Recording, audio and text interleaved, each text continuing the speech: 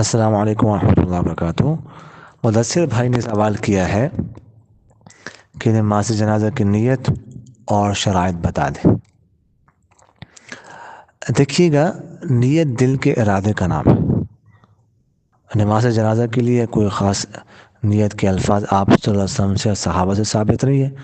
بس دل میں ارادہ کر لے کہ میں نماز جنازہ پڑھ رہا ہوں، بس یہ کافی ہے۔ شرائط نماز جنازہ کی دو طرح کی ہیں۔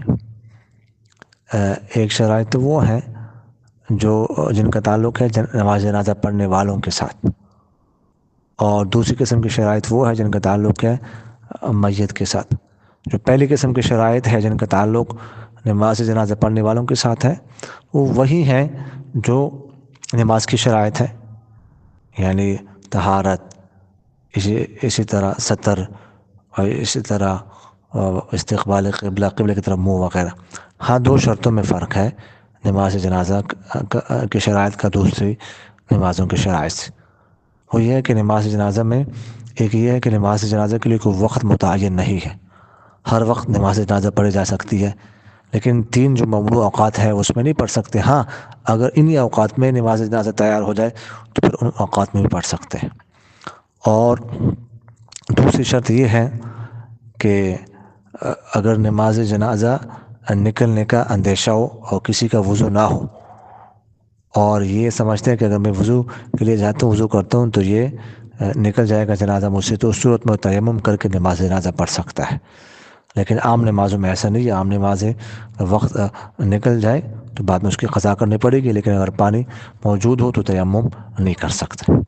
دوسری قسم کی شرائط وہ ہیں جن کا تعلق ہے میت کے ساتھ۔ اس کے لیے پہلی شرط تو یہ ہے کہ میت مسلمان ہو، کافر کی نماز جنازہ نہیں پڑھ سکتے، اور دوسری شرط یہ ہے کہ میت نجاست حقیقی اور نجاست حکمی سے پاک ہو۔ اگر کفنانے کے بعد کوئی نجاست اس کے بدن سے نکلے تو اس میں کوئی حرج نہیں ہے، نماز جنازہ پڑھ سکتے ہیں۔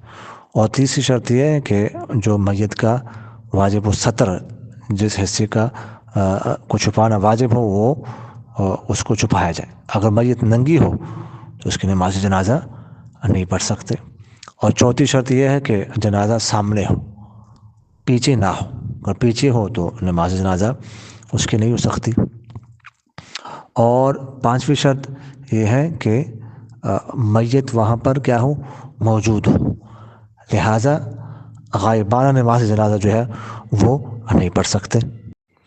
اور چھٹی شرط یہ ہے کہ جنازہ یا جس چیز پر وہ جنازہ میت رکھی ہوئی ہو وہ زمین کے اوپر ہو۔ نماز جنازہ میں دو فرائض ہیں۔ ایک پہلے فرض تو یہ ہے کہ 4 مرتبہ اللہ اکبر کہنا، اور دوسرا فرض یہ ہے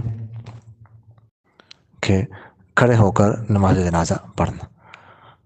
بلا عذر بیٹھ کر نہیں پڑھ سکتے، جس طرح دوسری نمازیں بیٹھ کر نہیں پڑھے جا سکتے، قیام ضروری ہے، اسی طرح نماز جنازہ کے لیے بھی قیام ضروری ہے۔ اور نماز جنازہ میں واجبات نہیں ہے۔ نماز جنازہ میں 3 سنتیں ہیں۔